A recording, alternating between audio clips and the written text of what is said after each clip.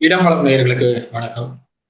திமுகவினுடைய சட்டமன்ற உறுப்பினராக இருக்கக்கூடிய மார்க்கண்டேயன் அவர்கள் கைது செய்யப்பட்டு சிறையில் அடைக்கப்பட்டு இன்னைக்கு ஜாமீன் கோரி அந்த ஜாமீன் மனுவும் நிராகரிக்கப்பட்டிருக்கிறத பார்க்க முடியுது. ஸோ இப்படியான சூழல்ல முதலமைச்சர் குறித்து அவர் பேசிய பேச்சுக்கள் தான் வந்து அந்த கைதுக்கு காரணம் அப்படின்னு சொல்லி காவல்துறை தரப்பிலிருந்து சொல்லப்படுது. அதே நேரம் தாவேக அரசால விமர்சனங்களை எதிர்கொள்ள முடியல அப்படிங்கிற குற்றச்சாட்டு திமுக தரப்பிலிருந்து மட்டுமே வைக்கப்படுது.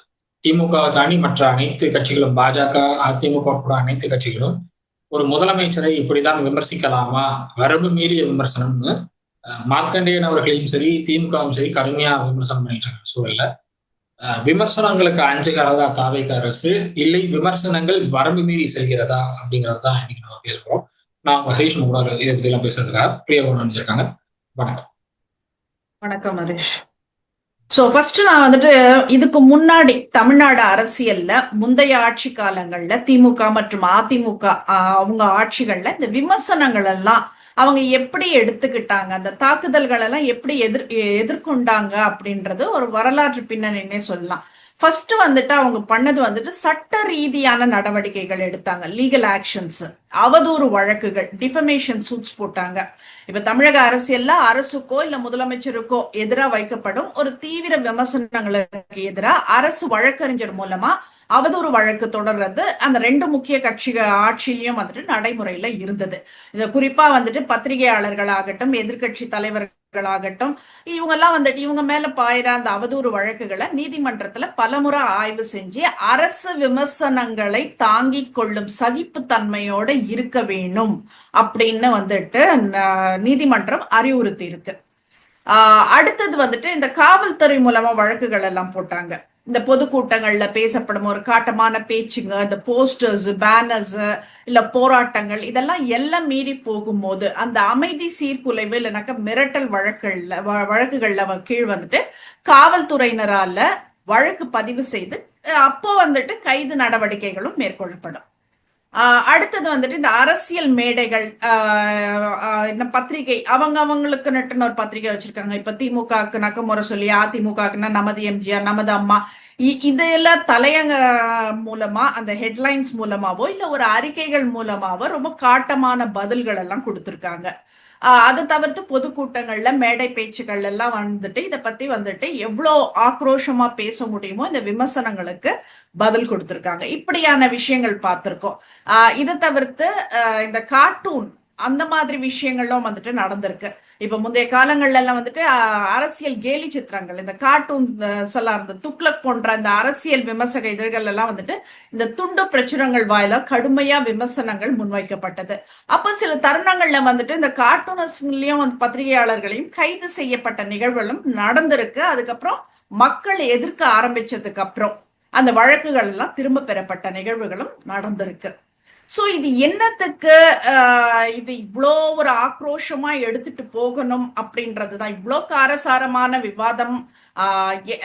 என்ன ஒரு விஷயம் என்னன்னா, இதுக்கு முன்னாடி இந்த மாதிரி காரசாரமான விவாதங்கள் நடக்கும் போது எதிர்கட்சிகள் வந்துட்டு ஒரு சட்டமன்றத்துல சொல்ற ஒரு வெளிநடப்பு செய்யறதோ சில நேரங்கள்ல வந்துட்டு அவை நடவடிக்கைகள்ல இருந்து இந்த இடைநீக்கம் சஸ்பென்ஷன் செய்யறதும் வாடிக்கையா இருந்தது. சோ இந்த மாதிரி விஷயங்கள் எல்லாம் தான் நம்ம பார்த்துட்டு வந்தோம். இதுதான் அரசியல் அப்படின்ற மாதிரி நம்ம பார்த்துட்டு வந்தோம். இந்த அடக்குமுறை அப்படின்றது வந்துட்டு நம்ம இப்பதான் வந்துட்டு நான் பாக்குறதா நான் உணர்றேன். நான் ஜனநாயக படுகொலையும் அதிகார அத்துமீறலும் அப்படின்ற மாதிரி தான் நான் இதை பாக்குறேன். நான் ஜனநாயகத்தோட குரல் வளைய நெறிக்கும் தாவேக அரசோட இந்த அடக்குமுறைய எந்த கடுமையான என்ன சொல்றது கண்டனங்கள் மூலமா சொல்ல முடியுமோ அவ்வளவு கடுமையான கண்டனங்கள்ல நான் பதிவு செஞ்சுக்கிறேன். இது ஃபர்ஸ்ட். இது ஒரு ஜனநாயக நாட்டுல ஒரு ஆளுங்கட்சி செய்யற தவறுகளை சுட்டி காட்டுறது எதிர்கட்சியோட உரிமை மற்றும் கடமையும் கூட. ஆனா இப்போ நீ சொன்ன அந்த விளாத்திக்குளம் சட்டமன்ற உறுப்பினர் மார்க்கண்டேயன் அவர்கள் வந்துட்டு பேசிய இந்த அரசியல் விமர்சனங்களை தாங்கி கொள்ள முடியாம அதிகாலையில 6:30 மணிக்கெல்லாம் வந்துட்டு காவல்துறையை அனுப்பி ஒரு பழிவாங்கும் நோக்குல கைது செய்யறது தாவேக அரசோட பயத்தை நான் பாக்குறேன். இல்ல இம்மெச்சூரிட்டி அப்படின்றது சொல்வேன், முதிர்ச்சியற்ற ஒரு போக்கை வந்துட்டு வெளிப்படுத்துதுன்றது என்னோட பாயிண்ட் ஆஃப் வியூ. அடுத்தது வந்துட்டு இந்த விமர்சனங்கள் எல்லாம் கமெண்ட்ஸ் எல்லாம் பார்த்துட்டு அவங்க பயப்படுறாங்க. அப்படின்றதுதான் நான் பாக்குறேன். ஏன்னா சட்டமன்ற உறுப்பினர் ஒரு மக்கள் பிரச்சனைகளுக்காகவும் அரசின் போதாமைகளை சுட்டிக்காட்டியும் வந்துட்டு பேசிய ஒரு அரசியல் பேச்சு. நீங்க வந்துட்டு இது இப்படி அப்படிதாங்க, கிராமத்துல வழக்கமான பேசுற ஒரு பேச்சை வந்துட்டு மிரட்டல் அப்படின்னுட்டு ஜோடிச்சு ஒரு வழக்கு பதிவு செஞ்சிருக்காங்க. அது கூட பிஎன்எஸ் செக்ஷன்ஸ் எல்லாம் போட்டுட்டு, பாரதிய நியாய சமிதா செக்ஷன்ஸ் போட்டுட்டு தவறா வந்துட்டு பயன்படுத்திட்டாங்களோ அப்படின்ற மாதிரி ஒரு அச்சம் இருக்கு.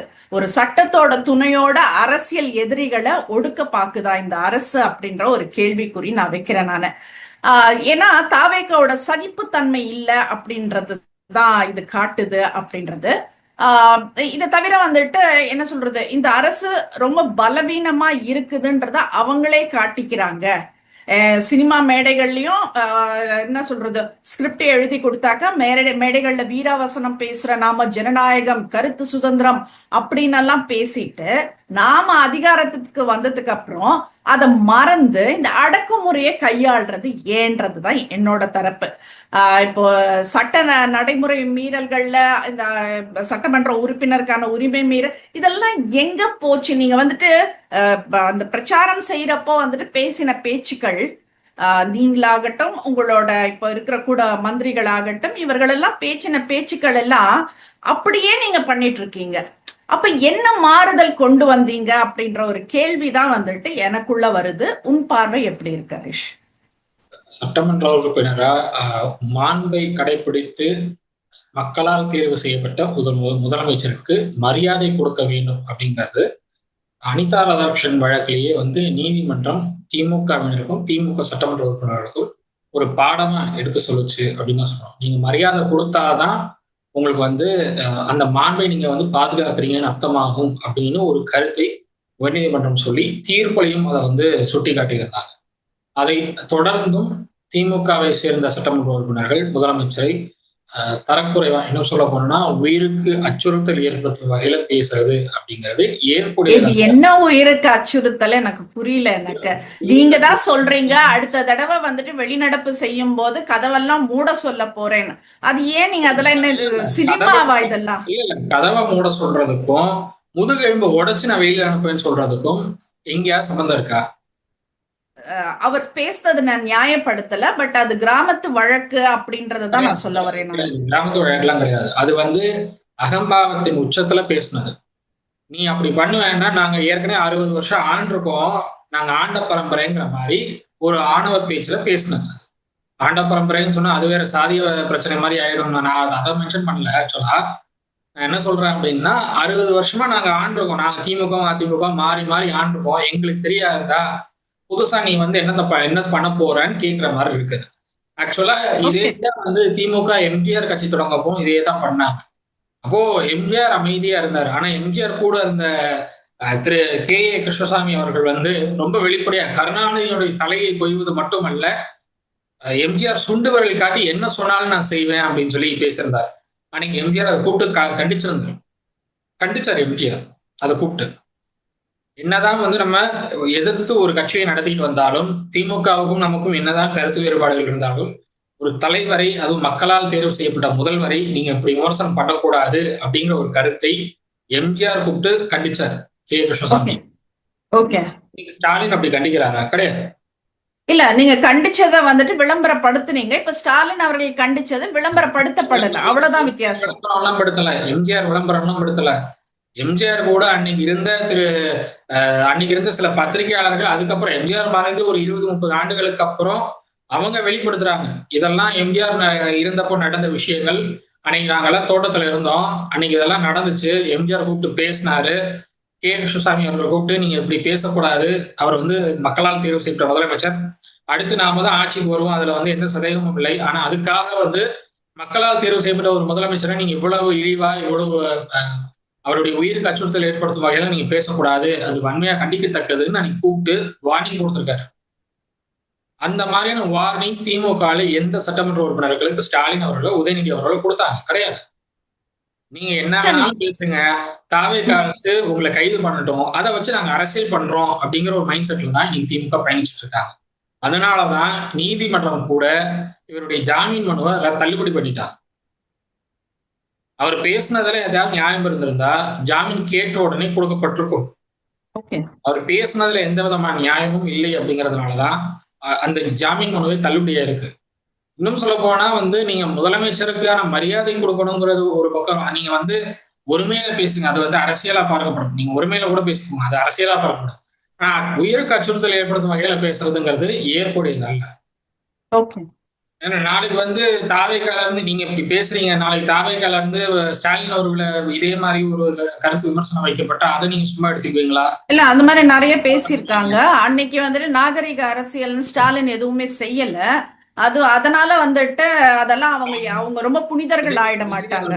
விஜய் அவர்கள் கூட இருக்கிற மற்ற நபர்களோ ஸ்டாலின் அவர்களை ஒருமையில பேசியிருக்காங்களா? ஸ்டாலின் நிறைய பேசியிருக்காங்க. ஸ்டாலின் அங்கிள்னு சொல்றது சினிமா இண்டஸ்ட்ரியில ஸ்டாலின் அவர்களை பல நடிகைகள் அப்படிதான் கூப்பிடுறாங்க ஸ்டாலின் சார். ஸ்டாலின் அங்கிள் இதில் இருப்பவர்கள் அங்கிள்ன்றதெல்லாம் வந்துட்டு நியாயமா ஹரிஷ்? அங்கிள்ங்கிறது ஒரு மரியாதைக்குரிய வார்த்தைங்க. மாமான்றதா மரியாதைக்குரிய வார்த்தை. நீங்க உதயநிதி அவர்களை கூட தான் வந்து ஒரு 3 நாளுக்கு முன்னாடி பார்த்தனாலும் உதயநிதி அவர்களை கூட தான் அங்கிள்னு சொல்லி பல யூனியன்ல கூப்பிட்டு இருக்காங்க. சினிமா யூனியன்ல பல யூனியன்ல கூப்பிட்டு இருக்காங்க. சின்ன குழந்தைங்க எல்லாம் உதயநிதி அங்கிள் தான். நான் என்ன தெரியுமா சொல்றேன், இப்ப நம்ம 2 பேரும் உட்கார்ந்து பேசுறதுக்கும் ஒரு மேடையில வந்துட்டு 4 பேர் பாக்குறதுக்காக வந்துட்டு ஒரு இது பண்றதுக்கும் வந்துட்டு வித்தியாசம் இருக்கு. இப்படிங்க வித்தியாசம் இருக்கும். ஒரு மேடையில ஒரு நடிகை சொல்றாங்க உதயநிதி பீர்லயே குளிச்சு வளர்ந்தாருங்கிறாங்க. இது ஒரு மேடையில சொல்லக்கூடிய பேச்சா? கண்டிச்சிருக்கணும். வந்ததுக்கு அப்புறம் அதை ரசிச்சு கேட்கிறார் உதயநிதி அவர்கள் உட்கார்ந்துட்டு. அப்ப இது அப்ப தெரியல யாருக்கும். உதயநிதி தெரியும், நீ இப்ப சரண்யா பொன்வண்ண நான் உங்களை சொல்றேன்றது நல்லாவே தெரியுது. சொல்லு. நான் பேர் எடுக்க விரும்பல, ஏன்னா நான் வந்து சரண்யா மேடம் மேல ரொம்ப மரியாதை வச்சிருக்கேன். அவங்க வந்து திமுக ஆதரவு நிலைப்பாட்டுல இருக்காங்க, பொன்வண்ணன் சார் வந்து திமுக ஆதரவு நிலைப்பாட்டுல இருக்காரு. அது வேற விஷயம், அது அவங்களுடைய உரிமை, அது அவங்களுடைய என்ன சொல்றது, அவங்களுடைய முடிவு. அதுல நான் தலையிட விரும்பல. ஆனா மேடையில என்ன பேசணும்னு தெரிஞ்சுக்கணும். கண்டிப்பா. நீங்க வந்து மேடையில் இப்படி பேசும்போது அது அநாகரிகமா தெரியல. ஆனா உங்களை அங்கிள்னு கூப்பிட்டு பேசுறதும் உங்களை சார்னு கூப்பிட்டு பேசுறது மட்டும் தவறா தெரியுதுன்னா அது எப்படின்னு சார் அப்படிங்க அந்த SIR சார் அப்படிங்கிறது ஒரு மரியாதைக்குரிய வார்த்தை. ஒரு மரியாதைக்குரிய வார்த்தை, மரியாதை குறைவான வார்த்தை அது. அந்த அத உங்களுக்கு சார்னு கூப்பிட்டாலே உங்களுக்கு மரியாதை குறைவா தெரியுது அப்படின்னா எனக்கு அது புரியல. சார் கூப்பிடுறத பத்தி எல்லாம் இப்ப பேச்சு கிடையாது. உட்கார்ந்து நீ எதுக்கு இப்போ அரசியல்னுட்டுன்னு வந்துட்ட, இந்த கட்சிக்கும் அந்த கட்சிக்கும் எதிர்கட்சி ஆளும் கட்சி அந்த மாதிரி ஒரு விஷயங்கள் நடந்துட்டு இருக்கு. போட்டி போட போறோம், தேர்தல்ல நிக்க போறோம். அப்படி இருக்கும் போது இந்த உறவு முறைகள் என்னது, அங்கிள் ஆண்டின்றதெல்லாம் என்னன்றது எனக்கு தெரியல. சினிமால வந்து விஜய் அவர்களால இல்ல அது வேண்டாம் நினைக்கிறேன். அது என்ன சொல்றது, அவர் கொச்சைப்படுத்தணும்னு நினைச்சுதான் கொச்சைப்படுத்தினார். அவர் வந்துட்டு ரொம்ப அன்பா கூப்பிடுற அந்த இதெல்லாம் கிடையாது. அவர் வந்து இன்னும் கரூர்ல தெளிவா சொல்றாரு, ஸ்டாலின் சார் மேல இன்னும் அதிக அளவுல மதிப்பு இருக்கு. நாங்க பார்த்தோம், அப்பா எங்கன்னுட்டு தேடின பாரு. என்ன சொல்றது, உள்ள சட்டமன்றத்துக்குள்ள எத்தனை பேர் உள்ள வருவாங்கன்ற அளவுக்கு கூட ஒரு முதலமைச்சருக்கு ஒரு அப்டேஷன் இல்லாம சட்டமன்றத்துல நான் தேடினேன்னு சொன்னாரு பாரு, அப்பவே தெரிஞ்சது. அப்படி பேசின விஜய தான் வந்து முதலமைச்சரை பொறுப்பேற்றதுக்கு அப்புறம் அவர் வீட்டுக்கு போனப்போ வாங்க உட்காருங்க நீங்க. ஆமா, என் வீட்டு ஏறி வந்ததுக்கு அப்புறம் இல்ல கிளம்பு அப்படின்னு நான் சொல்ல முடியும்? இல்ல நாங்க புதுசா சோஃபா வாங்க முடியுமா? அது கிடையாது, அப்படி கிடையாது. சோஃபா வாங்கின வேணாம், ஏற்கனவே ஊர் அடிச்சு வலையில போட்டாச்சு. இருக்கிற பணத்துல புதுசா சோஃபா ஒரு நாளைக்கு 10 சோஃபா கூட வாங்கி போடலாம், அது பிரச்சனை இல்லை. அங்க அந்த ஃபர்ஸ்ட் ஃபேமிலி கிட்ட நிறைய இருக்கு பணம். ஒரு நாளைக்கு 10 சோஃபா 20 சோஃபா கூட தூக்கி வாங்கி போடலாங்க. அவங்களுக்கு புதுசு சோஃபா வாங்கணுங்கிற அவசியம் இல்ல. வீட்டுக்கு வந்தவங்கள வெளியில போன்னு சொல்ற மரபு வந்துட்டு தமிழ்நாட்டுல யாருக்கும் இல்ல அப்படின்னு நினைக்கிறேன் நான். தமிழ்நாட்டிற்கு சிகிச்சைக்காக வந்த பிரபாகரனுடைய தாயாரை நீங்க வரவே வேணாம்னு திருப்பி அந்த அரசு, திமுக அரசு. ஓகே. தமிழ்நாடு இல்ல எனக்கு தெரியல, நீ லாஜிக் இல்லாம பேசுற மாதிரி எனக்கு தோணுது. அவங்க பிரபாகரன் அவங்க வீட்டுல வந்ததுக்கும் இப்போ விஜய் வந்துட்டு பதவி ஏத்தினதுக்கு அப்புறம் வந்ததுக்கும் வந்துட்டு நிறைய வித்தியாசங்கள் இருக்கு ஹரிஷ். நீ வந்துட்டு ரெண்டுத்தையும் வந்துட்டு ஒரே லைன்ல நீ போறது வந்துட்டு I not okay with that. வந்தாரை நாங்க வரவேற்போங்கிறீங்க. அப்படி இல்ல, அப்படி சொல்லல. அது நியாயமான காரணங்கள் இருக்கணும்ன்றதுதான் நாங்க சொல்றோம். நியாயமான காரணம் என்ன காரணம் இருக்கு? இப்ப நீ வந்துட்டு ஒரு பதவி ஏத்துக்குன, அதனால வந்துட்டு மரியாதை நிமித்தமா வந்து சந்திக்கிறன்றப்ப உன்னை சந்திக்கிறதுல பிரச்சனை கிடையாது. மரியாதை நிமித்தமா சந்திக்கிறாருன்னு விஜய் சொன்னாரா இல்ல வந்து ஸ்டாலின் சொன்னாரா? ஓ, அப்ப அதை அசிங்கப்படுத்துறதுக்காக நான் சந்திப்பாது சந்திக்கிறோங்கிறது அவங்களுக்கு தகவலா இருக்கு. எப்படி? நட்பு ரீதியா நாங்க சந்திச்சுக்கிட்டோம் அப்படிங்கறது தகவலா இருந்தது. ஓகே, நட்பு ரீதியாக. உதயநிதி அவர்களை சினிமா துறையில தயாரிப்பாளரா அறிமுகப்படுத்தியது விஜய். அதே மாதிரி ஐபிஎல் போட்டிகள் நடக்கும்போது அந்த ஐபிஎல் போட்டிகளுடைய தூதுவர்களா உதயநிதியும் இருந்தாரு, விஜயும் இருந்தாங்க. 2000 இல்ல, ஸ்டாலின் அவர்களை அரசியலுக்கு கொண்டு வந்ததே விஜய் தான். சொல்லு. புரியல. ஸ்டாலின் அவர்களை அரசியலுக்கு கொண்டு வந்ததே விஜய் தான். ஸ்டாலின் அவர்களை அரசியலுக்கு கொண்டு வந்தது விஜய் இல்ல. அது குடும்ப வாரிசின் படி, மன்னருடைய பரம்பரையின் சொத்துப்படி இன்னாருக்கு இன்னாருக்கு அடுத்து இன்னார் தான் அப்படின்னு சொல்லி திமுக தொண்டரை ஏமாற்றி, திமுக போஸ்டர் ஒட்டிட்டு இருக்கிற திமுக தொண்டரை வந்து ஏமாற்றி, கருணாநிதிக்கு அப்புறம் அவர் மகனுக்கு அப்புறம் அவருடைய பேரனுக்கு அப்புறம் அவருடைய கொள்ளு பேரன்னு வரிசையா அவர்கள் கலைஞர் அவருக்கு அப்புறம் வந்துட்டு இன்னாருக்கு நான் பதவி கொடுக்குறேன்னு எங்கேயாச்சும் வாக்குமூலம் கொடுத்திருக்காங்களா? லுக் ஹரேஷ், ஒரு நிமிஷம் Haresh, you always deviating the topic. நம்ம என்ன டாபிக் பேசுறோன்றதே விட்டுட்டு what you trying to do is, நீ என்ன வச்சுட்டு நீ திமுகவை சாடணும்னுட்டு பண்ணிட்டு இருக்க. நான் அதுக்கு இரையாக விரும்பல. நீங்க என்ன சொன்னீங்க? ஸ்டாலின் அவர்கள் கொண்டு வந்ததே விஜய் தான். எல்லாமே விஜய். என்னமோ உதயநிதி இப்ப நீ சொல்ற அவங்க என்ன குடும்ப அரசியல்னு சொல்ற, அந்த மாதிரி அரசியல்ல இருக்கிறவங்களுக்கு விஜய் வந்துதான் வழிகாட்டணுமா என்ன? இது என்ன சொல்றது, சின்ன குழந்தைங்க பேசுற மாதிரி இல்லையா உனக்கே? நான் சினிமால சொன்னேன், நீங்க அரசியல்னு எடுத்துக்கிறீங்க. சினிமா துறையில கூட ஆகட்டும். நீ என்ன சினிமா துறையிலன்னா இப்ப வரைக்கும் கரியரின் உச்சம்ன்ற நீ என்ன உச்சத்துல இருந்தன்றது யாருக்கு தெரியும்? கரியரின் உச்சம்னா 200 ரூபாய் லாபம் பார்த்து படம் வெற்றி அடைந்த ஒரு நடிகரா வந்திருக்காரு. உதயநிதி அப்படி என்ன லாபம் பார்த்தாரு? அப்ப நாங்க அந்த புலி படத்துக்கு ஒரு பிரச்சனை வந்தது இல்ல. சினிமா துறையில உதயநிதி செஞ்ச அத்தனை தவறுகளையும் நான் சுட்டி காட்டினா ஒரு நாள் போதாது. ஏன்னா நான் பர்சனலா அதை பார்த்திருக்கேன். ஆட்சிக்கு வந்ததுக்கு அப்புறம் உதயநிதி அவர்கள்ட்ட இருந்த அந்த பெருந்தன்மையும் அந்த மனிதாபிமான குணமும் ஆட்சி முடியும் போது இல்ல. இதை நான் மட்டும் இல்ல, நடிகர் சங்கத்துல இருக்க அத்தனை பேரும் சொல்லுவாங்க, இயக்குனர் சங்கத்துல இருக்க அத்தனை பேரும் சொல்லுவாங்க, தயாரிப்பாளர் சங்கத்துல இருக்க அத்தனை பேரும் சொல்லுவாங்க. உதயநிதி அவர்கள் முன்ன மாதிரி இல்ல. அவர் வந்து எப்ப துணை முதலமைச்சர் ஆனாரோ அப்பவே அவர்கிட்ட ஒரு கர்வம் வந்துருச்சு. தன்னை மீறி யாரும் இருக்கக்கூடாது, தன்னை மீறி யாரும் வளரக்கூடாதுங்கிற ஒரு எண்ணம் வந்துருச்சு அவர்கிட்ட. நல்லது. இப்ப அந்த கர்ப்பம் உடையட்டும்ங்கிறேன் நான். அந்த கர்ப்பம் உடைய வேண்டிய நேரம் இது. அது உடைஞ்சா இன்னும் நல்லது. சினிமா இண்டஸ்ட்ரி வந்து ஒரு குடும்பத்தினுடைய சொத்து கிடையாது, தூக்கி கொடுத்துட்டு நீங்க மட்டுமே பாத்துக்கோங்கன்னு சொல்றதுக்கு. உங்களை வந்து சமூக வலைத்தளத்துல விமர்சிக்கிறாங்கிறதுக்காக புதுமுக இயக்குநர்கள், புது கதை வைத்திருக்கிற எழுத்தாளர்களுக்கு எல்லாம் வந்து நீங்க சான்ஸே கொடுக்க கூடாது. நீங்க வந்து யூனியன் நீங்க வந்து சொல்லிருக்கீங்கன்னா அது எந்த வகையில நியாயம் கேட்கிறேன்? எந்த தயாரிப்பாளர் போனாலும் மிரட்டிருக்காங்க. Is it all related to Markandeyan issue? நீங்க வந்து கருணாநிதி, அதாவது ஸ்டாலின் அவர்களை நானு அந்த விஜய் சினிமா துறை பக்கமே நான் போகல. I didn't take the topic to city field itself. நான் பேசினது மேடை பேச்சுல பேசுனதை மட்டும் தான் நான் பேசினேன். You're deviating the topic. இல்லங்க, நீங்க சோஃபா மாடல்னு ஆரம்பிச்சீங்க. அங்க இருந்து ஆமா, சோஃபா மாடல் இஸ் பாலிடிக்ஸ் தான், சினிமா கிடையாது. பாலிடிக்ஸ் எல்லாம் கிடையாது. சோஃபா மாடல்ங்கிறது தனிப்பட்ட விமர்சனம். 60 வருஷமா திமுக அதிமுக நாங்க மட்டுமே வந்து கொள்ளையடிச்சிட்டு இருந்தோம். 60 வருஷமா நாங்க மட்டுமே கமிஷன் போட்டு ஆட்சி பண்ணிட்டு இருந்தோம். அதெல்லாம் முறியடிச்சுட்டு புதுசா ஒருத்தர் வந்திருக்காரு, எங்களால கொள்ளையடிக்க முடியல, கமிஷன் போட முடியலையே அப்படிங்கிற அந்த ஒரு கோபத்தின் வெளிப்பாடு தான் அந்த சோஃபா மாடல்ங்கிற விமர்சனம். இருக்கட்டும். What's wrong in it? Sofa model சொல்றீங்கன்னா அந்த சோஃபா மாடல் என்ன மாடல் அது? அதுக்கான ஆதாரம் என்ன இருக்கு? பணம் கொடுத்ததான் எம்எல்ஏக்கள் வாங்குறாரு. நீ என்ன எவிடன்ஸ் இருக்கு, ஆதாரம் இருக்கு? அப்படி கிடையாது. இப்ப நீ பேசுற அத்தனை பேரையும் நீங்க சிறையில தூக்கி போட்டுட்டு இருந்தாக்க யார் பேச வருவாங்க? எவிடன்ஸோட பேசுங்க, அரசு வரவேற்கிறதுன்னு சொல்லியாச்சு.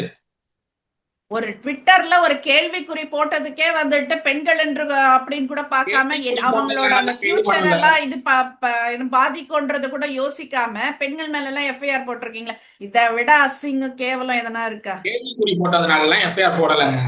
அவங்க ஷேர் பண்ண இமேஜ் வந்து அமைச்சர் ரமேஷ் அவர்களை வந்து அவருடைய உறவினர் தான் அந்த நிலம் வாங்கியிருக்காருன்னு சொல்ற மாதிரி வாங்கியிருக்காரா அப்படின்னு क्वेश्चन மார்க். கேள்விக்குறி போஸ்ட் இமேஜ் பாருங்கங்கற. நான் நீங்க ஒரு வழக்கறிஞரா? இமேஜ் போட்டவனா எல்லாம் பிடிக்கணும். ஒரு வழக்கறிஞர் அப்படி பார்த்தா யார் போஸ்ட் போட்டிருக்காங்களோ அவங்கள தான் வந்து கேள்வி கேட்டிருக்கணும். எஸ்பி சேகர் எதுக்கு கூப்பிட்டு கேள்வி கேட்டாங்க ஷேர் பண்ணதுக்காக? படிச்ச நீங்க படிச்ச நீங்க எப்படி ஒருத்தர் என்ன பதிவு போட்டிருக்காங்கன்னு தெரியாம ஷேர் பண்ணுவீங்கன்னு எஸ் வி சேகர் அவர்களை வந்து நீதிமன்றம் கேள்வி கேட்கலையா? இப்ப இந்திராணி சுடலை முத்து வந்து அந்த என்னன்னுட்டு தெரியும், படிச்சு பார்த்துட்டு தான் இது உண்மைத்தானா அப்படின்னு ஒரு கேள்விக்குறி கேக்குறாங்க. இதுல என்ன பிரச்சனை உங்களுக்கு? அந்த இமேஜ் போடாம கேள்வி கேட்டிருந்தா பிரச்சனை இல்ல. ஏன் அந்த இமேஜ், இந்த நியூஸ நான் படிக்கிறேன், இது உண்மைதானான்னு கேள்வி கேக்குறாங்க. சரி, அந்த நியூஸோட அப்படியே கிளிப்பிங்க தூக்கி போடுங்களேன். எதுக்கு அந்த இமேஜ் மட்டும் தூக்கி போடுறீங்க? நியூஸா வந்திருக்குன்னா அந்த நியூஸோட கிளிப்பிங்க தூக்கி போடுங்க. இமேஜ போட்டுட்டு அந்த அமைச்சருடைய உறவினர் தான் வந்து லேண்ட் வாங்கியிருக்காங்கன்னு சொல்றது என்ன? அது எப்படி நீங்க அக்செப்ட் பண்ணிக்க முடியும்? there was a headline இல்ல? கிடையாது. அது திமுகவினர் அவங்களுடைய ஐடிவிங்களுடைய சோசியல் மீடியால போட்டுட்டு இருந்த இமேஜ் அது. அந்த இமேஜ தூக்கி இவங்க போட்டிருக்காங்க. அதிமுக ஒரே லைன்ல தான் பயணிக்கிறாங்கன்னு அர்த்தமாகுதா? திமுக ஐடிவிங்க ஷேர் பண்ணிருந்தாங்கனாக்கா யூ மஸ்ட். என்ன நிர்வாகி இவங்க அதிமுகல? எப்படி திமுக என்ன ஷேர் பண்ணிருக்கோ அந்த இமேஜ் அப்படியே தூக்கி போட்டிருக்காங்க. அதுதான் சொல்றேன், நான் எதுவும் பண்ணல, அவங்க பண்ணதை நான் ஷேர் பண்ண. இதுல என்ன இருக்குன்னு கேக்குறேன் நானு. அதைத்தான் நான் சொல்றேன். எஸ் வி சேகர் வழக்குல நீதிமன்றம் அதான் கேள்வி கேட்டாங்க. ஹரேஷ், இங்க பாரு, இது வேற அது வேற. எஸ் வி சேகர் என்ன என்ன ஷேர் பண்ணாரு? என்ன பெண் பத்திரிகையாளர்கள் எல்லாம் வந்துட்டு அவங்களோட முதலாளியோட வந்து பெட் ஷேர் பண்ணிப்பாங்கன்றது வந்துட்டு ஷேர் பண்ண வேண்டிய விஷயமா? அது எல்லா விவகாரமும் அப்படிதான். அது ஃபார்வர்ட் மெசேஜ். அது ஆக்சுவலி அது ஷேர் பண்ற விஷயம். Don't justify it. தயவு செய்து ஜஸ்டிஃபை பண்ணாத. ஒரு பெண் பத்திரிகையாளரை நான் எனக்கு டென்ஷன் ஆகுது. பிரிக்கலாம் முடியாது. Don't justify that. இது வந்து சாதாரண குற்றம், இது வந்து பெருங்குற்றம். அப்படி இல்ல ஹரேஷ், இது பழனி நில வழக்க பத்தி பேசுறாங்க. அதையும் பெண் பத்திரிகையாளர்கள் வந்துட்டு அந்த முதலாளிகளோட படுக்கைகளை வந்துட்டு பகிர்ந்துக்கிறாங்கன்னு சொன்ன எஸ் வி சேகரோட இதையும் ஒன்னா கம்பேர் பண்றேன். எப்படி ஹரேஷ் அது? அப்ப உனக்கு தாய்க்கும் தாரத்துக்கும் வித்தியாசம் தெரியலன்னு அர்த்தம். குற்றம்ங்கிறது குற்றம் தான். பெரிய குற்றம், சின்ன குற்றம் அப்படி கிடையாது. அப்போ நீ பிஎன்எஸ்ல செக்ஷன்ஸ் இருக்கு. எல்லா குற்றத்தையும் ஒரே பிஎன்எஸ் செக்ஷன்ல நீ புக் பண்ணிடுவியா? அதுக்குன்னு ஒரு செக்ஷன் இருக்குப்பா. செக்ஷன்ஸ் இருக்குங்க. ஆனா அதுக்காக எல்லா குற்றமும் இப்ப சின்ன குற்றம் பெரிய குற்றம் நீதிமன்றம் பாக்குது. என்ன வழக்கு வருதோ அதை விசாரிக்கிறாங்க நீதிமன்றம். இது சின்ன வழக்கு, அதனால இது வந்து 4 வருஷம் this is bailable, this is not bailable ஏன் சொல்றோம்? விசாரிக்கிறோம் நீதிமன்றம் சொல்லுது. இல்ல இது சின்ன வழக்கு, நாங்க இது 4 வருஷம் கழிச்சு விசாரிக்கிறோம். இது பெரிய வழக்கு, உடனே விசாரிக்கிறோம். இது நடுநிலையான வழக்கு, 2 வருஷம் கழிச்சு போடுங்க அப்படின்னு சொல்லி நீதிமன்றம் சொல்லுதா? எந்த வழக்கு வருதோ அதை விசாரிக்கிறாங்க. எப்படி டிவியேட் ஆகும்ன்றது எனக்கு தெரியல. ஒரு பெண்மணியை அடிச்சு 1 வருஷம் ஆகுது, இன்ன வரைக்கும் கோர்ட்ல அந்த கேஸ் எடுக்கல. என்ன சொல்றதுக்கு? நீ இத்தனைக்கும் குற்றப்பத்திரிகை எல்லாம் தாக்கல் செய்யப்பட்டிருக்கு. 1 வருஷமா எந்த கவர்மெண்ட்? 1 வருஷம் ஆகுது. 1 வருஷமா எந்த கவர்மெண்ட் இருந்தது? யார் சட்டத்துறை அமைச்சரா இருந்தாங்க? அப்ப நீ கவர்மெண்ட்டோ கோர்ட்டோ மிங்கிள் ஆகி பண்றாங்கன்னு சொல்ல வரியா? ஏன் சட்டத்துறை அமைச்சருக்கு தெரியணும்லங்க நீதிமன்றம் எப்படி செயல்படுது, நீதித்துறை எப்படி செயல்படுது, நீதித்துறையை வந்து விரைவுபடுத்த எப்படி செயல்படுத்தணும், என்ன மாதிரி திட்டங்கள் செயல்படுத்தணும்னு சட்டத்துறை அமைச்சருக்கு தெரிய வேணாமா? மாவட்ட நீதிமன்றங்களை கண்காணிக்க வேண்டிய பொறுப்பு சட்டத்துறை அமைச்சருக்கு தானே இருக்கு. நீதிமன்றம் வந்து உங்களுக்கு வந்து தன்னாட்சி பெற்ற அமைப்பா இருக்கலாம். ஆனா நீதிமன்றம் எப்படி செயல்படுதுங்கிறது சட்டத்துறை அமைச்சருக்கு தெரியணும். சட்டத்துறை அமைச்சர் அதுக்காக தான் இருக்காரு. சட்டங்கள் போதுமானதாக இல்லைன்னா சட்டங்களை நிறைவேற்றி கொடுக்கணும். அதுதான் சட்டத்துறை அமைச்சருடைய பணி. நீதிமன்றம் எப்படி வேணாலும் செயல்படுவோம், நான் அமைதியா இருக்கேன் அப்படின்னா அது என்ன மாதிரியான கருத்துன்னு எனக்கு புரியல. அதுதான் எனக்கும் புரியல. ஒரு நீதிமன்றத்தை தேடி ஒரு பெண்மணி போறாங்க அப்படின்னாக்கா 1 வருட காலம் ஆக போகுது. இன்னமும் குற்றப்பத்திரிகை எல்லாம் போட்டோம் வந்துட்டு அந்த கேஸ் இன்னும் எந்த ஒரு ஃபார்வர்டுமே ஆகாம fresh summon issue fresh summon மட்டும் வந்துட்டு இருக்கு அப்படின்னாக்கா அதுக்கு என்ன அர்த்தம்ன்றது எனக்கு புரியல. சட்டத்துறை அமைச்சர் மாறி இருக்காங்க. புது சட்டத்துறை அமைச்சர் பதவியேற்று இருக்காரு. நிர்மல்குமார் சட்டத்துறை அமைச்சரா இருக்காரு. அவரின் கீழே சட்டத்துறை ஏதோ நடவடிக்கை எடுத்துட்டு இருக்காங்க. சில விஷயங்கள்ல எல்லா வழக்குகளையும் கவனிக்க முடியாது அப்படின்னாலும் சில முக்கியமான வழக்குகள் பார்த்துட்டு தான் இருக்காங்க அவங்களும். ஸோ அதனால எனக்கு தெரிஞ்சு இப்போ இனி மாற்றம் வரும் அப்படின்னு தான் நான் எக்ஸ்பெக்ட் பண்றேன் நீதித்துறையில. பட் வந்து ஸ்டிக்கிங் டு த டாபிக் அப்படின்னா உங்களுக்கு வந்து மார்க்கண்டேயன் செய்தது தவறு அப்படின்னு தான் நான் பாக்குறேன். உங்களுக்கு வந்து மார்க்கண்டேயன் வந்து நிறைய கருத்துக்களை வந்து தெரிவிக்கிறாரு. மார்க்கண்டேயன் மட்டும் இல்ல, திமுகவை சேர்ந்த பல உறுப்பினர்கள் வந்து முதலமைச்சரை தரக்குறையா பேசுறது, முதலமைச்சரை இழிவா பேசுறது, நீங்க இழிவா பேசுறது, ஒருமையில பேசுறதெல்லாம் அரசியல் கருத்துக்குள்ள வந்துரும். ஆனா இது ஓகே. போன்ற கருத்துக்கள் அரசியல் கருத்தா பார்க்கப்படாது. அது நீதிமன்றம் கண்டிக்க வேண்டிய ஒரு விஷயமா தான் இருக்கும். அதத்தான் நீதிமன்றம் செஞ்சிருக்கு. ஆனா காவல்துறை எதுக்கு 2 நாள் கஸ்டடி கேட்கறாங்கன்னு எனக்கு இன்னும் புரியல. ஏன்னா இந்த விவகாரத்துல அவர் என்ன பேசினாருங்கிறது எல்லாருக்கும் தெரியும். அவர் பொது வெளியில தான் பேசியிருக்காரு. என்ன பேசியிருக்காருன்னு எல்லாருக்கும் தெரியும். அதுக்கப்புறம் எதுக்கு 2 நாள் கஸ்டடி கேட்டாங்க அப்படி என்ன விசாரிக்க வேண்டியிருக்குன்னு எனக்கு புரியல. ஒருவேளை எம்எல்ஏக்கள் விலைக்கு வாங்கப்படும் விவகாரத்துல அவருக்கும் தொடர்பு இருக்கோன்னு காவல்துறை சந்தேகிக்கிறாங்களா அப்படின்னு எனக்கு தெரியல. ஏன்னா ஓகே. இன்னைக்கு திமுகவுல யாருக்கெல்லாம் முக்கியத்துவம் கொடுக்கப்படுதோ அவங்க எல்லாம் எம்எல்ஏக்கள் பேரம் பேசப்படுற விவகாரத்துல தொடர்புடைய நபர்களா இருக்காங்க அப்படிங்கிற ஒரு தகவல் தொடர்ச்சியா ஊடகங்கள்ல வந்துட்டு இருக்கிறது பார்க்க முடியுது. ஊடகங்கள் அதை தகவல்னு சொல்றாங்களா இல்ல உறுதிப்படுத்தப்பட்ட தகவலா வெளியிடுறாங்களா அப்படிங்கிறது எனக்கு தெரியல. அது ஊடகங்களுடைய பொறுப்புணர்வை பார்க்க வேண்டிய ஒரு விஷயம். அவங்க பொறுப்புணர்வு எப்படி இருக்குங்கிறத பொறுத்து தான் அது அமைய போகுது. பட் மார்க்கண்டேயன் செய்தது தவறு. அவருடைய தவறுக்கு அவர் தண்டனை அனுபவிக்க வேண்டிய நபர் தான். அவருடைய மகன் ஊடகங்கள் முன்னாடி பேசினார். இதே மார்க்கண்டேயனுடைய மகனை கடந்த ஆட்சியில திமுக அரசு கைது பண்ணாங்க. இன்னைக்கு திமுக ஆதரவா அவருடைய மகனே பேசிட்டு இருக்காரு. இல்ல எனக்கு புரியல. உங்க உங்க அப்பாவோ உங்க அப்பா இருக்கும்போது உங்களை போன ஆட்சியில கைது பண்ணாங்க. இந்த ஆட்சியில உங்க அப்பாவை கைது பண்ணிருக்காங்க. நீங்க இன்னும் திமுகவுக்கு ஆதரவா பேசிட்டு இருக்கீங்கன்னா எனக்கு புரியல. ஓகே. இப்போ அவர் பேசின வார்த்தைகள் வந்துட்டு கொஞ்சம் கடினமான வார்த்தைகள் தான். அதை தவிர்த்திருக்கலாம் அப்படின்றது தான் நான் அவருடைய மகன் முடிச்சுக்கிறேன். பேசினதும் கூட நிறைய ட்ரோல் ஆயிட்டு இருக்கிறத பார்க்க முடியுது. நான் என்ன சொல்றேன், இங்கிலீஷ்ல பேசுறதுனா இங்கிலீஷ்ல பேசுங்க. இல்ல தமிழ்ல பேசுறதா தமிழ்ல பேசுங்க. நீங்க லாங்குவேஜ் இஸ் சம்திங் டு பேசிட்டு டெலிவர், தட்ஸ் இட். அவ்வளவுதான். மேஜர் சுந்தரராஜன் மாதிரி இங்கிலீஷ்ல பேசிட்டு அதை இங்கிலீஷ்ல தமிழ்ல டிரான்ஸ்லேட் பண்ணி தமிழ்ல பேசுறது. மேஜர் சுந்தரராஜன் பேசுறதே கொஞ்சம் இரிட்டேட்டிங்கா இருக்கும் படங்கள் எல்லாம். அவர் இங்கிலீஷ்ல பேசிட்டு அதை அப்படியே தமிழ்ல டிரான்ஸ்லேட் பண்ணி பேசுறாரு. அதுவே காமெடி மாதிரி இருந்தாலும் அது இரிட்டேட்டிங்கா இருக்கும் பாக்குறதுக்கு. ஜென்சி கிட்ட இருந்துட்டு நீங்க இங்கிலீஷ்ல பேசி அதை இங்கிலீஷ்ல தமிழ்ல டிரான்ஸ்லேட் பண்ணி தமிழ்ல வேற பேசுனீங்கன்னா எப்படி யார் ரசிப்பாங்க பேச்சா?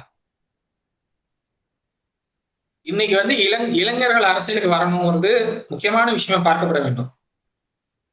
அப்படி இருக்கிறப்போ ஒரு சட்டமன்ற உறுப்பினருடைய மகனா இருந்துட்டு நீங்க இன்னைக்கு இருக்கிற ட்ரெண்டுக்கு ஏத்த மாதிரி மாறுங்க. கண்டிப்பா. நீ இன்னும் பழைய ட்ரெண்ட்ல உட்காந்துட்டு இருக்கீங்க. அது அது ஒர்க் அவுட் ஆகாது. இன்னைக்கு இருக்கிற ட்ரெண்டுக்கு மாதிரி மாறுங்க. உங்க பின்னாடி ஒரு 60 வயசு 70 வயசுல இருக்கிறவங்க நின்றுட்டு இருக்காங்கன்னா வெளியில அனுப்பி விடுங்க. கூட யங்ஸ்டர்ஸ் இது பண்ணுங்க. கூட யங்ஸ்டர்ஸ் வச்சுக்கோங்க. 20 25 வயசு 30 வயசுல இருக்கிற இளைஞர்களை கூட வச்சுக்கிட்டீங்கன்னா உங்களுக்கு அவங்க இன்னைக்கு இருக்கிற ஜென்சி கிட்ஸோட மனநிலை என்னன்னு சொல்லுவாங்க. அதுபடி நீங்க பேச முடியும். 60 வயசு 70 வயசுல அன்னைக்கு அண்ணா பேரறிஞர் அண்ணா காலத்துல என்ன நடந்துச்சோ அதான் சொல்லுவாங்க தவிர இன்னைக்கு என்ன நடக்குதுன்னு சொல்ல மாட்டாங்க. அதனாலதான் திமுக அதிமுக தோத்துச்சு. யங்ஸ்டர்ஸோடைய மனநிலையை புரிஞ்சுக்க முடியல திமுகவும் அதிமுகவையும். நீங்க அதனாலதான் டெல்லியில பெரிய கலவரம் நடந்துட்டு இருக்கு. யங்ஸ்டர்ஸோட மனநிலை பாஜகவாலையும் புரிஞ்சுக்க முடியல, காங்கிரஸாலையும் புரிஞ்சுக்க முடியல. ஆம் ஆத்மி இந்த விவகாரத்தை வச்சு பெரிய அரசியல் பண்ணி மறுபடியும் டெல்லியில நம்மளால கோல் வச்ச முடியும்னு நினைச்சாங்க. பட் ராகுல் காந்தியோடைய ஒரு போராட்டம், பிரதமர் வீட்டுக்கு முன்னாடி நடந்த அந்த ஒரு போராட்டம் ஆம் ஆத்மியுடைய ஒட்டுமொத்த அரசியலையும் ஒண்ணுலாம் பண்ணிடுச்சு. அதனாலதான் ஆம் ஆத்மிக்கும் காங்கிரஸுக்கும் இன்னைக்கு சமூக வலைதளத்துல கடுமையான சண்டைகள் நடந்துட்டு இருக்கு. டெல்லி போராட்டம் தொடர்பா தமிழ் ஊடகங்கள்ல தமிழ் யூடியூப்ல நம்ம தான் முதல்ல பேசணும். சோனம் வாங்சுக் இந்த மாதிரி உண்ணாவிரதம் நடத்திட்டு இருக்காரு. 16 நாட்கள் அந்த உண்ணாவிரதம் நடந்துட்டு இருக்கு. அது வரைக்கும் அமைதி காத்துட்டு இருந்த தமிழ் ஊடகங்கள் இன்னைக்கு அதை பெரிய விஷயமா எடுக்கிறாங்க அப்படின்னா இது என்ன அரசியல் இருக்கு அப்படின்னு எனக்கு இன்னும் புரியல. எனக்கும் ஒன்றும் புரியல. நம்ம எடுக்கிறப்பவே போது நீங்க அவங்களை கவனிக்கவே இல்லை.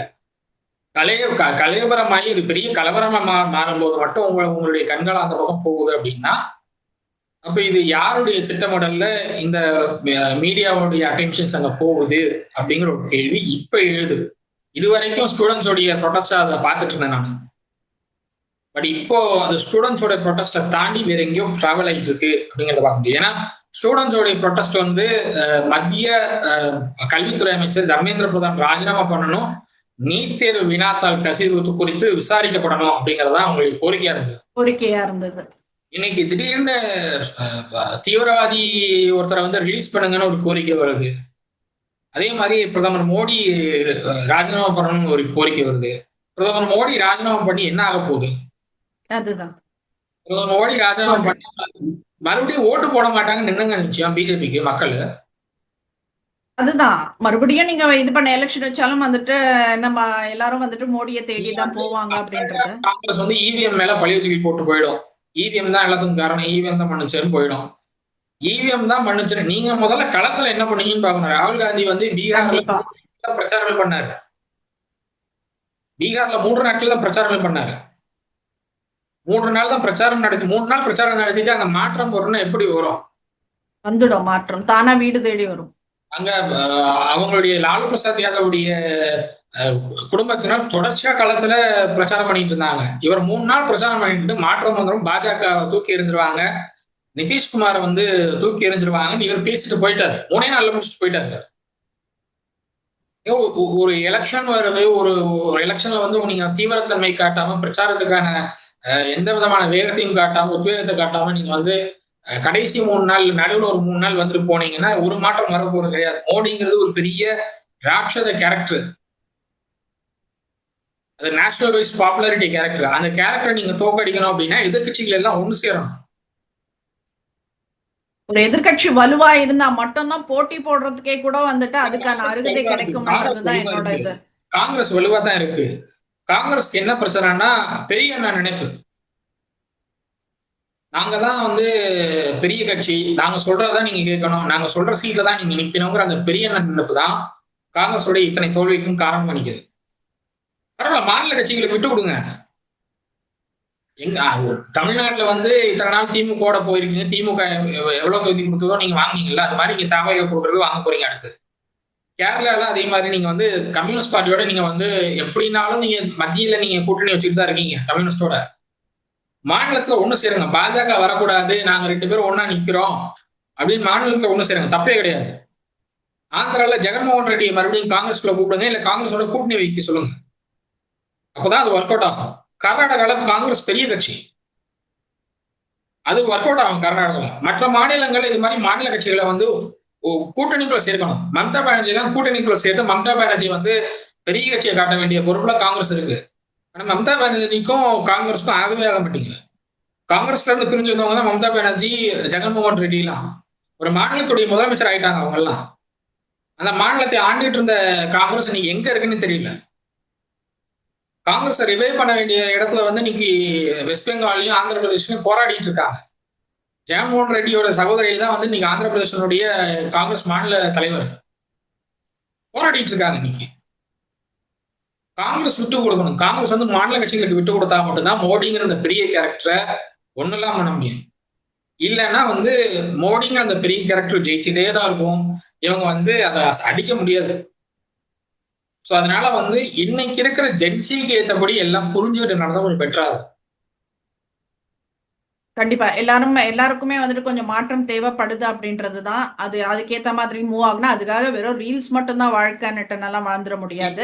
சோ நமக்கு கொஞ்சம் அப்டேஷன் தேவை, அவ்வளவுதான். ஜென்சின்னு சொல்லி டிஎம்கேல அந்த ஜென்சி குரூப்ல ஒன்று இருக்கு. அந்த குரூப்ல இருக்க யாருமே ஜென்சி கிடையாது. எல்லாம் 35 வயசுக்கு மேல இருக்கிறவங்க. எல்லாம் நாங்க இனிஷியேட்டிவ் பண்ணிட்டோம். அதெல்லாம் ஜென்சிக்கு அர்த்தமே இல்லாம பண்ணிட்டு இருக்கீங்க அப்படின்றத நம்ம சொல்லியாச்சு. 97ல இருந்து 2012 வரைக்கும் பிறந்த அந்த வயதுடைய நபர்கள் தான் 28 வயசா இன்னைக்கு இருக்கிற பீரியட் ஆஃப் டைம்ல 14 இருந்து 28 வயசுக்குள்ள தான் இருக்கணும் உங்களுக்கு. இப்போ அவங்க தான் ஜென்சி. எல்லாம் 35 வயசுல கல்யாணம் ஆகி 4 குழந்தை 2 குழந்தை வச்சுக்கிட்டு நாங்க ஜென்சி ஆனு மீடியால பேசிட்டு இருந்தா கிண்டலும் கேயும் தான் வரும். திமுகவுக்கு அது வந்து இன்னும் பெரிய அவப்பேரை தான் ஏற்படுத்துமே தவிர திமுகவுக்கு அது வந்து பெரிய அளவுல உதவாது. இதை வந்து டிஆர்பி ராஜா புரிஞ்சுக்க மாட்டாரு. டிஆர்பி ராஜா அவர்களுக்கு எப்படியாவது தன்னை தோக்கடிச்ச கட்சியினரை நம்ம வந்து மிரட்டி பார்க்கணுங்கிற ஒரு எண்ணம் தான் இருக்கே தவிர திமுக வந்து மீண்டும் வளர்ச்சிக்கு பாதைக்கு கொண்டு வரணுங்கிற எண்ணம் டிஆர்பி ராஜா கிடையாது. முதல்ல ஐடி நீங்க மாத்தணும். ஐடி நீங்க டிஆர்பி ராஜா கிட்ட இருந்து கொண்டு போய் வேற யார்கிட்ட கொடுங்க. உதயநிதி எடுத்து பண்ணலாம். அது அழகா இளைஞரணி பொறுப்பை தயவு செஞ்சு யார்ட்டையாவது கொடுத்துட்டு உதயநிதி ஐடி எடுத்து பண்ணா பெட்டரா இருக்கும். திணறிட்டு இருக்கு. அதிமுக அசால்ட்டா அடிச்சுட்டு இருக்காங்க. அசால்ட்டா அடிக்கிறாங்க. அத டிஎம்கேல வந்துட்டு அந்த சோசியல் மீடியா இன்ஃப்ளூயன்ஸ் பேசுற அளவுக்கு கூட வந்துட்டு ஒரு ஐடி விங் பேசலன்றது ரொம்ப வருத்தமான ஒரு விஷயமா தான் நான் பாக்குறேன். நமக்கே கொதிக்கும் இந்த வார்த்தை இப்படி பேசலாம் இல்ல அப்படின்னா. அங்க நம்ம இப்படி யோசிக்கிறதுக்குள்ள அங்க அதிமுக ஐடி விங்ல இருந்து வந்து விழும் அந்த வார்த்தை. பார்த்தாக்கா இவங்க எதுவுமே பண்ணிருக்க மாட்டாங்க. திமுக நிறைய மாறுதல் செய்யணும். அது நீங்க மாறுதல் பண்ணுங்க. மாறுதல் பண்றேங்கிற பேர்ல எனக்காவது கருத்து தெரிவிச்சு எல்லாரும் ஜெயிலுக்குள்ள போய் உட்காந்துறாங்க தயவு செஞ்சு. கண்டிப்பா அது கொஞ்சம் வந்துட்டு உணர்ச்சி வசப்படாம வார்த்தைகள் எல்லாம் வந்துட்டு ப்ராப்பரா பிரயோகிக்கணும். ஆதி காலத்து அரசியல் மாதிரி வந்துட்டு வாய்க்கு வந்ததெல்லாம் பேசாம கொஞ்சம் இன்னைக்கு நாகரிகமா நடந்துக்கிறது இன்னும் பெட்டர்ன்றதுதான். இன்னைக்கு விஜயனுடைய பேச்சை யங்ஸ்டர்ஸ் ரசிக்கிறாங்க. அதுதான் பெரிய விஷயம். நீ டோல பேசுறாரோ அவர் இல்ல ஸ்கிரிப்ட் இந்த டயலாக் டெலிவர் ரசிக்கிறாங்க. ப்ராம்ப்ட் வச்சுதான் இல்ல பேசிட்டு இருக்காரு. இல்ல இல்ல ஹரிஷ், இந்த டயலாக் டெலிவர் பண்ற விதத்தை ரசிக்கிறாங்க மக்கள். அதை எப்படியோ ரசிக்கிறாங்க மக்கள். மக்கள் ரசிக்கிறாங்கிறத விட இன்னைக்கு இருக்கிற இளைஞர்கள் ரசிக்கிறாங்க. 1.5 லட்சம் பேரு. 1.5 லட்சம் பேர்லாம் இல்லைங்க. நீ 18-20 லட்சம் பேருக்கு மேல இருக்காங்க இளைஞர்கள் ரசிக்கிறாங்க. இளைஞர்கள் ரசிக்கிறாங்க. அடுத்து 18 வயதுக்குரிய உட்பட்ட வாக்காளர்களா வரப்போறாங்க.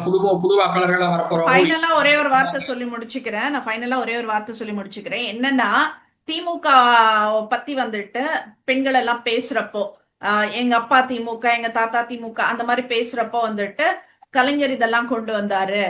ஒரு திருநங்கைகள் முதல் எல்லாருமே பேசுறது கலைஞர் இதெல்லாம் கொண்டு வந்தாரு, ஸ்டாலின் ஐயா அதெல்லாம் வந்துட்டு கண்டினியூ பண்ணாரு அப்படின்ற மாதிரி கேட்கறதுக்கு ஒரு இனிமையா இருக்கும். இந்த விஷயங்கள் அப்படின்றது வருஷங்களோட வந்துட்டு கொண்டு வந்து சொல்றப்போ வந்துட்டு கேட்கறதுக்கு அழகா இருக்கும்.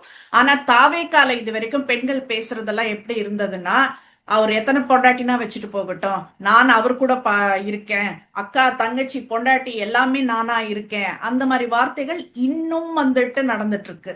அன்னைக்கு இல்ல, தேர்தலுக்கு அப்புறம் இப்போ நான் சொல்றேன், ரீசெண்டா இப்போ லாஸ்ட் வீக் ஒரு வீடியோ பாக்குறப்ப கூட ஒரு பொண்ணு அசால்ட்டா சொல்றா, அவ வயசு என்ன, அவளுக்கு என்ன எதிர்காலம் இருக்கு ஒன்னும் தெரியாது, நான் போறேங்க விஜய் கூட அப்படின்ற மாதிரி. சோ இது வந்துட்டு நாங்க கேட்கல. இது ஒரு தலைவனுக்கு அழகு கிடையாது. இப்போ விஜய் பேசினா ஓகே, அது விஜய் பேசினா ஓகே. விஜய்க்கு நாங்க ஆதரவு தெரிவிக்கிறோம்னு சில பேர் பேசுறத நீங்க விஜயோட கருத்துன்னு எடுத்துக்க முடியாது. சரிங்களா? அதே கவர்ச்சின்னு சொல்லாம என்னன்னு சொல்லுவேன் இதெல்லாம். ஒரு அம்மா பேசுனாங்க, நாங்கெல்லாம் லேடிஸ் ராணுவ படைன்னு ஒரு அம்மா பேசினாங்க. இல்ல இப்போ கலைஞர் இத பண்ணாரு, ஸ்டாலின் அவர்கள் இத கண்டினியூ பண்றாருன்னு ஒருத்தர் வந்துட்டு ஒரு திமுக பத்தி பேசுறப்பவும், இங்க அதிமுக இதுல வந்துட்டு எம்ஜிஆர் அவர்கள் இத பண்ணினாரு, ஜெயலலிதா அம்மா இத பண்ணினாங்க, அத எடப்பாடி அவர் வந்துட்டு கண்டினியூ பண்றாருன்னு சொல்லிட்டுன்னு இவங்க பேசுறதுக்கும் எவ்வளவு விஷயங்கள் நல்ல விஷயங்கள் காது குளிர கேட்கலாம். ஓ அவங்க இப்படி செஞ்சாங்களா அப்படி செஞ்சாங்களான்னு. சோ நீங்க வந்துட்டு நாங்க இவங்கள பின்பற்றோம் அவங்கள பின்பற்றோம்னு இது பண்ணா பரவாயில்ல. நான் ஒரு பொண்டாட்டியா அவருக்கு இருக்கிறதுக்கு தயாரு, என் புருஷனே யார் கூட இருக்கான்னு இதெல்லாம் எங்களுக்கு நிஜமா நாராசமா இருக்கு எங்களுக்கு கேட்கறதுக்கு. கருணாநிதி அவர்கள் என்ன பண்ணாருன்னா மேடையில இல்ல இல்ல இல்ல இல்ல நான் அதுக்குள்ள எல்லாம் போகல. இப்ப நான் பேசணும்னாக்கா நான் வேற பேசுவேன். நான் தெரியாதுன்னு கருணாநிதி எப்படி மனோரமா ஆட்சியை மேடையிலே உட்கார வச்சுட்டு பக்கத்துல உட்கார வச்சுட்டு என் மனைவிக்கு துணைவியை பற்றி தெரியாது அப்படின்னு சொன்னாரு. இல்ல இல்ல I don't go into the topic. இப்ப நான் பேசுறது நான் அத பேசல. இல்ல இல்ல நான் என்ன பேசுறேன்னா, ஒரு கட்சியை பத்தி பேசுறப்போ, ஒரு கட்சியை பத்தி ஒரு கொள்கையை பத்தி பேசுறப்போ, அவங்க ஆட்சி செஞ்சதை வச்சு பேசுறப்போ வந்துட்டு மக்கள் அதை பேசுறது கேட்கறதுக்கு இனிமையா இருக்கு காதுக்கு. ஆனா இது ரொம்ப கேவலமா கேவலத்தின் உச்சத்துல இருக்கு. எங்களுக்கு சத்தியமா அந்த விஜய் ஃபேன்ஸோட எந்த ஒரு கிளிப்பிங்கையும் எங்க காதுக்கு கொண்டு வந்துடாதீங்க. எங்களுக்கு காது நடுங்குதுங்க. ஆட்சி நடத்தின முதலமைச்சரா இருந்த கருணாநிதி பேசினாரு. மனோரமா ஆட்சி பக்கத்துல உட்கார வச்சுட்டே சொன்னாரு, என் மனைவிக்கு துணைவியை பற்றி தெரியாது, அப்படிதான் எங்களுடைய திருமணம் நடந்தது அப்படின்னு ரொம்ப ஓப்பனா பேசினார் கருணாநிதி அவர்கள். நான் இப்ப வந்துட்டு நான் மக்களை பத்தி பேசிட்டு இருக்கேன். சட்டமன்றத்துல மக்களை பத்தி பேசிட்டு இருக்கேன். நான் மக்களை பத்தி பேசிட்டு இருக்கேன் ஹரிஷ். நான் மக்களை பத்தி பேசிட்டு இருக்கேன். நானு மக்களுக்கு கொஞ்சம் கூட அந்த நாகரீகம் இல்லாம, என் புருஷன் யார் கூடனா போலாம், அது அவரோட பிரைவசி, நான் யார் கூட வேணா போலாம், அது என்னோட பிரைவசி. அதனுடைய தொடக்க புள்ளி கருணாநிதி. எதை வேண்டுமானாலும் மேடையில பேசலாம். ஒரு கட்சியில நாம கத்துக்கிறது என்ன? ஓகே ஃபைன், ஓகே ஃபைன், இருக்கட்டும் Harish, okay fine, as you say I accept, as you say. ஆனா மக்கள் என்ன கத்துட்டு வந்தாங்க அவர்கிட்ட இருந்து, அதுதான் நாங்க பாக்குறோம். என்ன ஒரு கத்துக்கிட்டு வந்தாங்க? சின்ன பொண்ணு என்ன அழகா பேசுச்சு தெரியுமா? நான் போன வாரம் அந்த வீடியோ ஒன்று கூட ஷேர் பண்ண நினைக்கிறேன். அவ்வளவு அழகா பேசுது. எங்க அப்பா வந்துட்டு மைனாரிட்டிக்கெல்லாம் வந்துட்டு இதை பண்ணணும் அதை பண்ணணும்னு ஆசைப்பட்டாரு. கலைஞர் இதை பண்ணாரு அதை பண்ணாருன்னுட்டுன்னு ஒரு விளக்கம் கொடுக்குது. அது கூடவே வந்துட்டு ரியாலிட்டின்னு சொல்லிட்டு நீ இப்பத்தி ஒரு பொண்ணை பத்தி பேசுறப்ப இப்பதான் வந்துட்டு நான் விஜய் கூட நான் போறதுக்கு மைனாரிட்டி நான் தயாரா சமூகத்துக்கு இருக்கேன். இருக்காங்க. 30 ஆண்டுகளா சிறையில இருக்காங்க மைனாரிட்டி சமூகத்தினர். கருணாநிதியுடைய மகன் ஸ்டாலின் கடந்த 5 ஆண்டுகள் ஆட்சியில இருந்தாரு. 30 ஆண்டுகளா சிறையில இருக்கிற சிறைவாசிகளை விடுவிக்க கூட அவரால் முடியல. Okay fine. நம்ம டாபிக்கை தாண்டி தான் எப்பவுமே போயிட்டு இருக்கோம். இதை வந்துட்டு டாபிக் நம்ம பேசினது வந்துட்டு ஒரு எஸ்டிமேஷன் வைக்கிறோம் நம்ம. பட் ஆனா டாபிக் டீவியேட் ஆகி போறதுனால எக்ஸ்டெண்ட் ஆயிட்டு போகுது. ஸோ நம்ம இனிமேல் டாபிக் உள்ள ஸ்டிக் ஆகிட்டு அந்த விஷயத்த மட்டும் பேசுறது நல்லா இருக்கு. ஏன்னா இது ஒரு சிட்சாட் மாதிரி போயிடுது இது. ஸோ நம்ம ரொம்ப லென்த்தியா வேண்டான்றதை நான் ஃபீல் பண்றேன். வேற என்ன இருக்கு ஹரிஷ்? டாபிக்ல நம்ம வேற விஷயங்கள் சம்பந்தமா பேசுவோம். அதுவரை நன்றி.